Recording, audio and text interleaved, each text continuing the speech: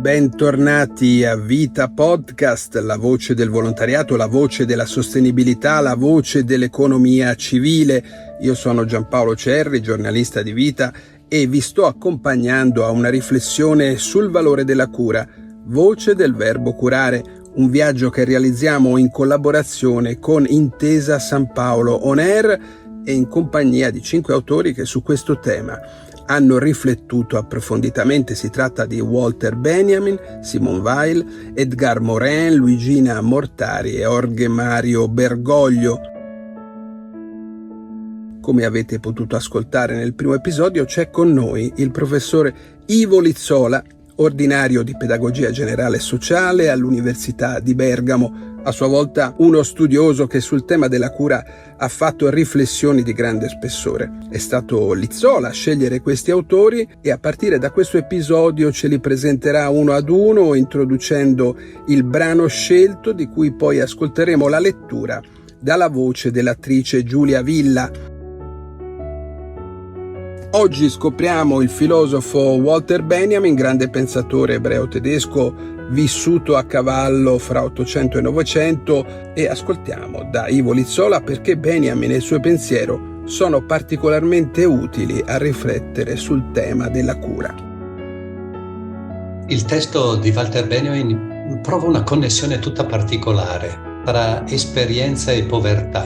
Credo che sia una connessione preziosa quando pensiamo all'agire volontario, quando pensiamo al gesto di cura, al gesto educativo, e da un lato alla concretezza dell'esperienza. Subito però rinvia a una forza dell'esperienza che va molto al di là dell'efficacia, si colloca proprio al di là dell'efficacia. È bellissimo il piccolo racconto con cui partirà il testo che verrà letto e che non anticipo, perché dice del senso ulteriore del gesto di cura e del gesto volontario. Dice del fatto che c'è una povertà propria di ogni gesto d'attenzione verso l'altro che consiste proprio in una sorta di mancanza inevitabile, mancanza dell'obiettivo. Non lo centriamo mai l'obiettivo. Ogni gesto è un annuncio, ogni gesto appunto deve accettare questa sua propria povertà e è ciò che lo salva dal rischio di essere una presa sull'altro. È proprio per questa mancanza che l'altro resta libero e rispettato, quasi solo sfiorato, carezzato, avvicinato, non preso. Dovremmo ricordarlo sempre questo. La critica di Walter Benjamin al potere della tecnica, no? A un certo uso del potere della tecnica la conosciamo bene, ma appunto inevitabilmente ogni gesto di cura, pensiamo ai gesti sanitari o della tutela anche giuridica, riconducono l'altro dentro i nostri schemi, ci fanno disporre dell'altro. Mantenere salvaguardata la mancanza e la povertà propria di ognuna delle esperienze che noi compiamo, che ci coinvolgono nel gesto di prossimità, di fraternità con l'altro, appunto presidiare questo spazio e presidiare la libertà e l'attenzione che l'altro deve comunque avere per se stesso, e rispetto alla quale noi non possiamo sostituirlo, non dobbiamo sostituirlo. Certo, noi possiamo dire siamo ricchi di esperienza, ma dobbiamo anche augurarci di essere poveri di esperienza, di lasciare sempre un lascito, un aperto, quasi un compito, quasi una necessità di prosecuzione del cammino. Quello che poi valeva anche la pena e l'impegno nostro, anche l'impegno professionale nostro, apparirà dopo, come un lascito. Noi facciamo un'esperienza e allo stesso tempo la lasciamo, la abbandoniamo, non la compiamo, perché altri compiano altrimenti, perché altri possono coglierne quasi il cuore, no? E rischierebbe di essere un po' falsato se noi davvero volessimo compierla del tutto. Credo che sia un'indicazione preziosa questa. Ciò che resta e che poi andrà assunto da altri è veramente ciò a cui dobbiamo lasciare spazio. E allora facciamo risaltare questa povertà. È una povertà preziosa, confessiamola, ma non solo, serviamola e impariamo a cominciare sempre, di volta in volta, dal poco, dal nuovo. Il nuovo non si darà se non come rigerminazione, come nuovo parto, non come creazione nostra. Per cui noi dobbiamo fare e lasciare avvenire, fare e lasciar che nasca dal poco, dal fragile. E adesso Giulia Villa ci leggerà un passo di Benjamin tratto da Esperienza e povertà. Esperienza e povertà di Walter Benjamin. Nelle nostre antologie c'era la favola del vecchio che sul letto di morte dava a intendere ai figli che nella sua vigna era nascosto un tesoro. Dovevano solo scavare. Scavarono, ma del tesoro nessuna traccia. Ma poi, quando arriva l'autunno, ecco che la vigna produce come nessun'altra in tutto il paese.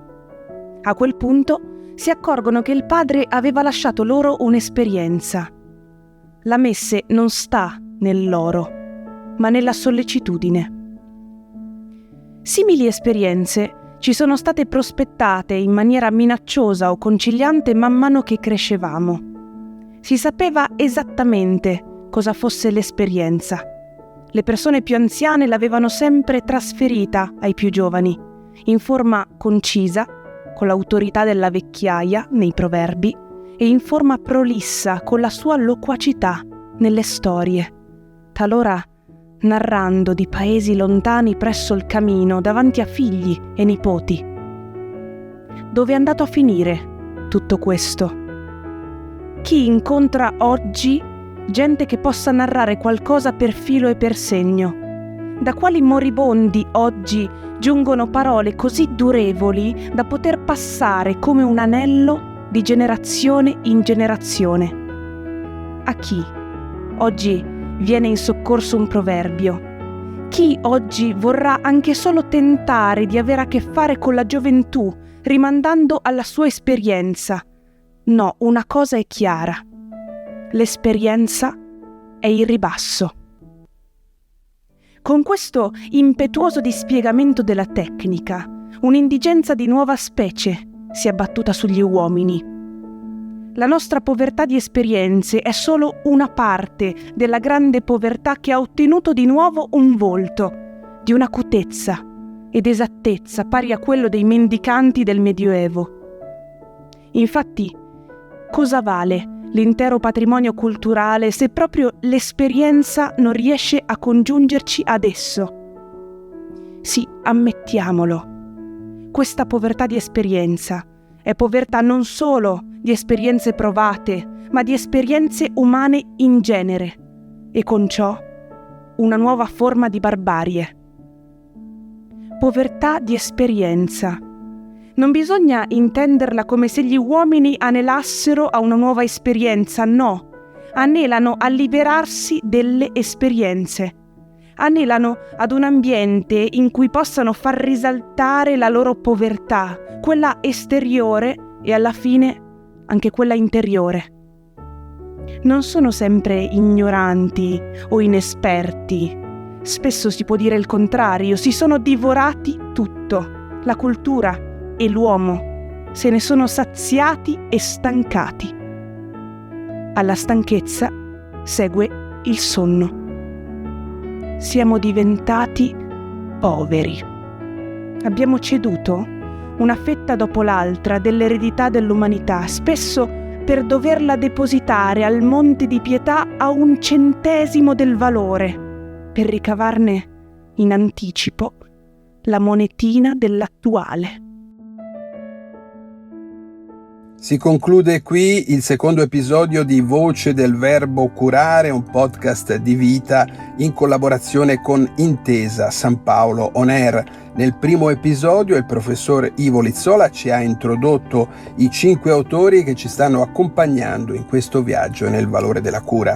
Nel prossimo appuntamento rifletteremo con Lizzola e con le parole di Simone Weil. Hanno collaborato a questo episodio di Voce del Verbo Curare Riccardo Bonaccina per la supervisione, Sergio De Marini per il coordinamento, Luca Cereda per la post-produzione. Esperienza e povertà di Walter Benjamin è edito in Italia da Castelvecchi.